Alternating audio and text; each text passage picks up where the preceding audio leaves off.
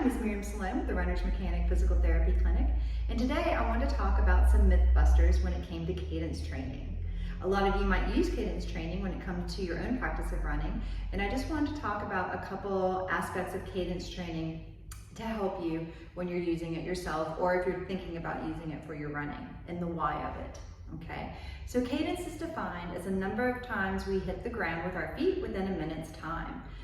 We can usually get that feedback from our watch. It'll talk to us about our cadence, or you can count your footsteps within a minute. And everyone hears about this perfect 180 steps per minute as being the perfect cadence, okay? And I just like to tell people, we use that number as a theoretical, okay? So if we had a bell curve and we had 180 steps per minute at the top of that bell curve, again, this is just a theoretical and something that they sometimes observe with more elite or professional runners, okay? But that does not mean that everyone should be at that 180 steps per minute, okay? So if we go down the bell curve from the 180 and we come down, we have the 170s, 150s, and 140s, okay? We do know from the research, if we spend too much time on the ground, okay, which is what a low cadence is, that means when we look at your cadence at a certain pace, that maybe you're looking more at 145 steps per minute, 155 steps per minute. And the reason why this can be a problem is because, one, your tendons may be working too hard to work at that low cadence, okay? And sometimes I'll give people the example of someone handed you a jump rope. It's a lot less work to naturally go into a rhythm where you load your tendon and immediately recoil versus a very slow jump over and over again that takes more energy and it's harder on your joints, okay? So when people have a low cadence, sometimes it just means that they're using too much energy to run. Sometimes with a low cadence, it means that people are going up and down too much, okay? So that means they're using their energy too much in this vertical plane, okay? They become too bouncy. The problem with that is if you are going up too high during your float phase, that means when you land on the front leg, you have got to be able to mitigate that impact as you land from that higher place. So if you're a super bouncy runner and you have a low cadence, you may be using too much force to land on that front knee, okay? And then we also have this scenario, and again, we only can figure out why people have these low cadences when we look at them on video. Everyone has a different reason. Sometimes people have too much horizontal motion, okay? What that means is when they reach out and they land, their shins are pointing in an anterior aspect in relation to the rest of their body. So if your force into the ground is forward, that means the ground's force into your body is backward, okay? And we call that overstriding, all right? And that also usually results in a lot of knee pain or shin pain. You can also have hip and back pain. So anyway, there's a multitude of reasons that people have a low cadence. If someone is a very easy jogger, okay, that low cadence may be totally normal for you, okay? We see lower cadences at lower paces.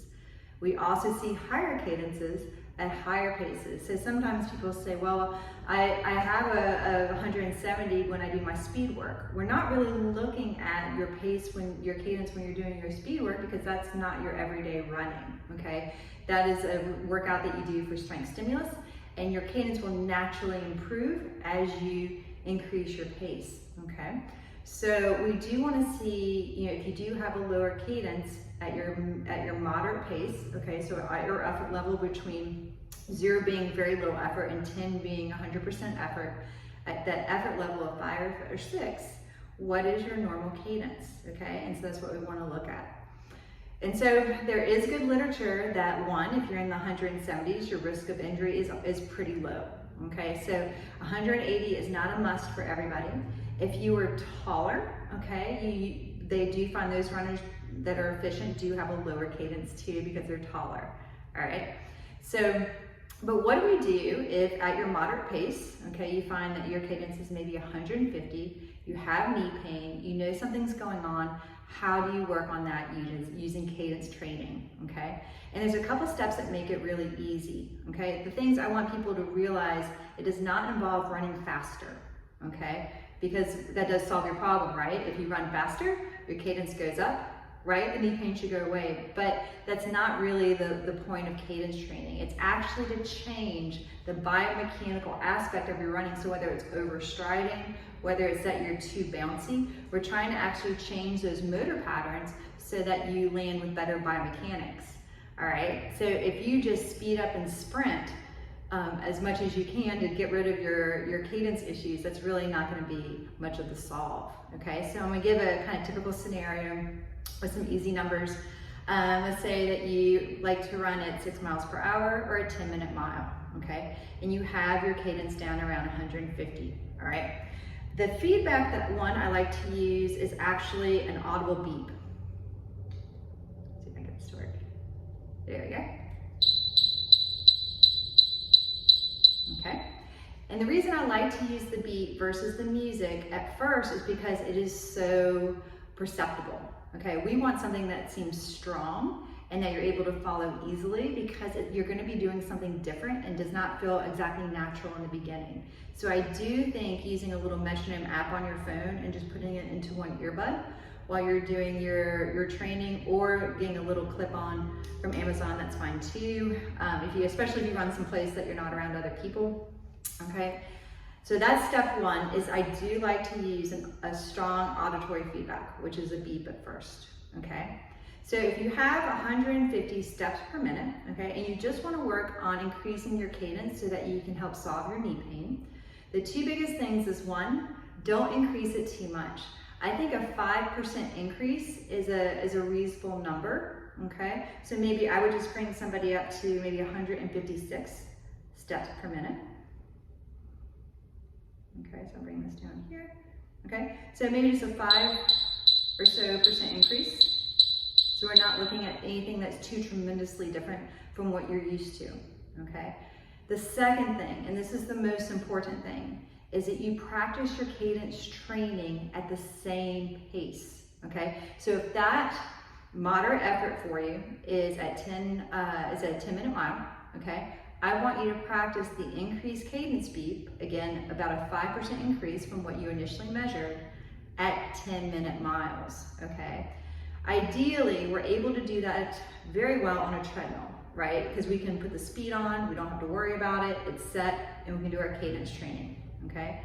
And all you do when you do your cadence training is you turn it on, and you match your feet to the beat, okay? You can do this over ground. The only thing you have to be aware of is that you don't speed up, okay? And the reason why this is so important, okay, so let's go back and take the instance of maybe overstriding, okay? So let's say the reason you have your knee pain that we see on video is that when you land, your shin is at a forward angle into the ground, and that's how you land, increasing impact through your knee, okay? What cadence training actually does is it forces you to pull the foot underneath you quicker, okay? So that you can get that beat, all right? So you can land by the time that you hear that beat. But what that does effectively to your biomechanics is it helps you land with that shin and now in more vertical position. So it's more up and down compared to the ground, okay? That's gonna help you with the ground reaction forces right there. So we're trying to change and actually force your body into a different pattern, okay? And so as we need to restrain that speed or your pace so that you don't just speed up, because you may be just continuing that pattern at a higher cadence, if that makes any sense. So it's very important that you practice the cadence training at a set pace. So if you do it over ground, make sure your 10-minute mile is reading on your watch, you're perceiving, you are not speeding up, okay? And also, a third thing is you ideally would like to do this alone. This is very hard to do while you're concentrating on another friend, unless they're doing the cadence training at the exact same time, the exact same cadence. So this is a great thing to do by yourself, all right? How many sessions do you need before you start to ingrain the pattern? In our research, it shows about 8 sessions of practicing to feedback helps clients ingrain the new motor pattern, okay? These sessions are anywhere from 20 to 30 minutes long, okay? So maybe I will prescribe a client to do this 3 times a week, up to 20 to 30 minutes on a relatively flat surface, so they're not having to negotiate terrain, all right? And then they can start working in different environments and decreasing the amount of time that they listen to the beat if they feel they're getting the hang of things, okay? So now you have your new cadence at your moderate pace, right? And what that will mean is when you do your speed work again, or you increase your pace, that will also increase, okay? So again, if you have 156 now, steps per minute as your new cadence, you do speed work, you're probably gonna be somewhere in the high 160s. You go for an easy jog, you'll probably be, again, back in those low 150s, okay? So that continuum just shifts, all right? So just to surmise, when you do cadence training, know what your baseline cadence is at a moderate pace, okay? Not too easy, not high effort, right in the middle, okay?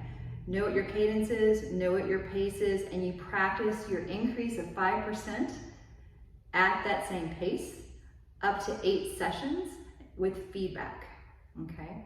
If you have any questions whatsoever, feel free to reach out to me. My email is runnersmechanic@gmail.com, or shoot me a message on social media. All right, thank you so much. Bye.